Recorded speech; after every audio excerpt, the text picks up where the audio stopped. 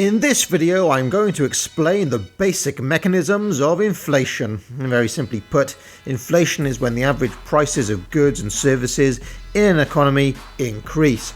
However, let's think about this. How could it ever be that the prices could rise across the board? Prices rise when demand is higher than supply. Let's pretend that there is such huge demand for coffee that prices rise to $100 a jar, but that coffee production is already at capacity. In that scenario, does everyone pay the $100? No, they'll switch to a cheaper economic substitute good, like tea. Economists call this positive cross-price elasticity. Since some people have switched to tea now, the coffee producers may start to lose out, and coffee is not clearing at $100, so the price must drop. Note that the price of tea, given this higher demand, will also increase, as the price of coffee adjusts by coming down and the price of tea adjusts by rising. Both commodities will reach new clearing prices.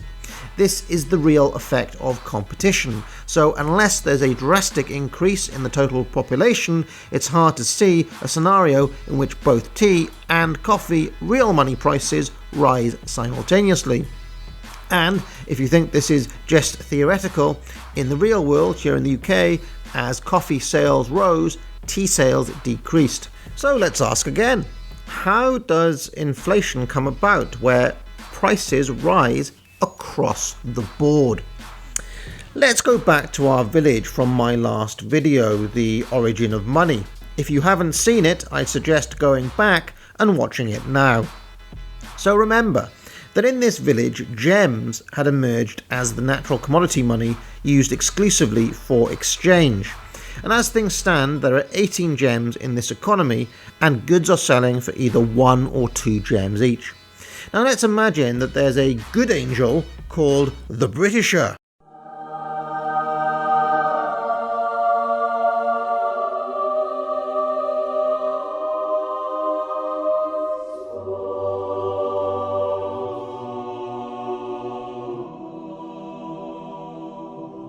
The good angel Britisher is very kind-hearted but entirely ignorant of economics. The good angel Britisher wants the inhabitants of this town to be better off across the board. So overnight, he magically doubles the amount of gems that each person possesses.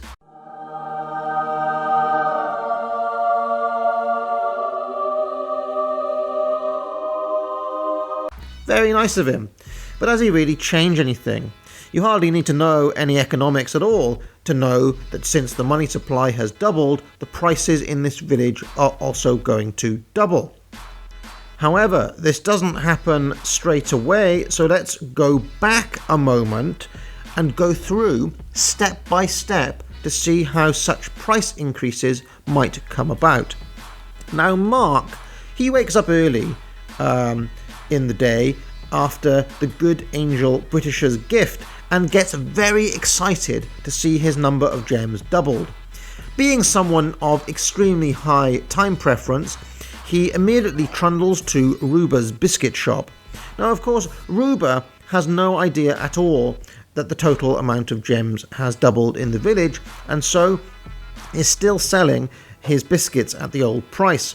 Mark is able to get 2 helpings of biscuits for 4 gems, and he then beelines it to Bantu's egg shop and spends his 2 remaining gems on 2 eggs, again at the old price.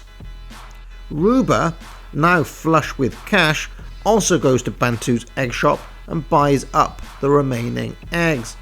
Bantu now has got 12 gems, but he's all sold out.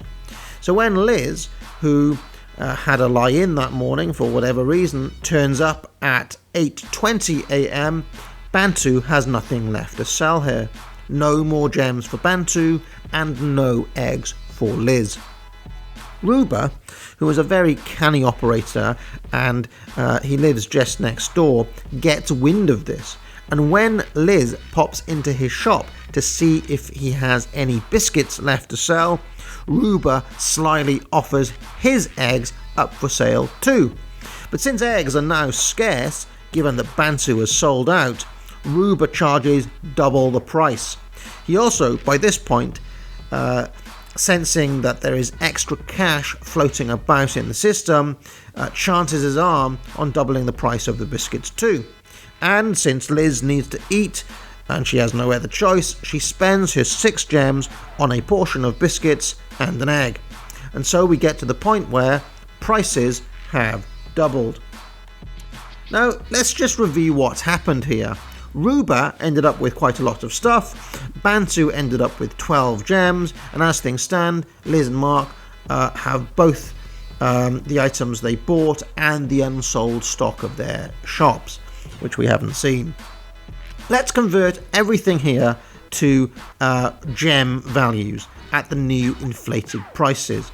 Ruber has 22 gems in assets, Bantu has 12, Liz has 20, and Mark has made off like an absolute bandit with 24. So actually, the good angel Britisher's intervention did not have the effect of making everyone better off. It disproportionately rewarded the person who acted first in the market. Inflation rewards high time preference. This is worth remembering when thinking about who benefits from inflation and the possible motives of those who increase the money supply for whatever reason. Also note that Mark's good fortune came at Bantu's cost, who was punished for selling at the pre-inflationary rate, even though he could not possibly have known. Okay, let's add some complexity. We have a newcomer to the town, V. There he is. He opens a bank and for a small charge offers people to store their gems in his vaults. Here comes Bantu, and he's game. He'd like to put his gems in V's bank, and likewise Mark, and sure enough, everyone in the village stores their gems in V's bank. What's this? Ooh, Shinobi Yaka. He's come along and he wants to get his 4 gems out of V's bank. But V doesn't want to go down into the vault and get the gems out physically. It will take too long, and Shinobi wants his gems right now. So we offer Shinobi the option of a redemption note instead. Although hesitant at first, Shinobi needs to buy something now and doesn't want to wait, so he takes the note and spends it on some bread in Sarah's bakery. In fact, V gives notes like this to all of his clients who turn up wanting their gems, and soon enough everyone has these notes circulating instead of the physical gems that are in V's bank vaults. So far so good, because there has been no increase in the money supply, because V has written notes only for the gems he's holding. But what's this? Mark has fallen on hard times and goes to V asking for a loan of 8 gems. V agrees as long as Mark pays him back 10 gems in a month's time. And so Mark gets a note for 8 gems. Shinobi also wants a loan and makes the same deal. In fact, V makes similar deals until he's loaned out all 36 gems that he has stored. So now there are 72 gems in banknotes in the system, but only 36 gems in the vaults.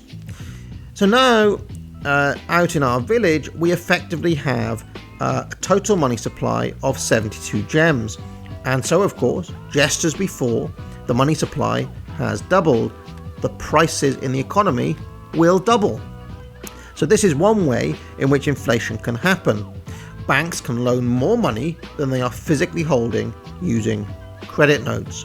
The name typically given to this practice is fractional reserve banking. Now, before closing, I want to look at one more way in which the supply of money can be increased.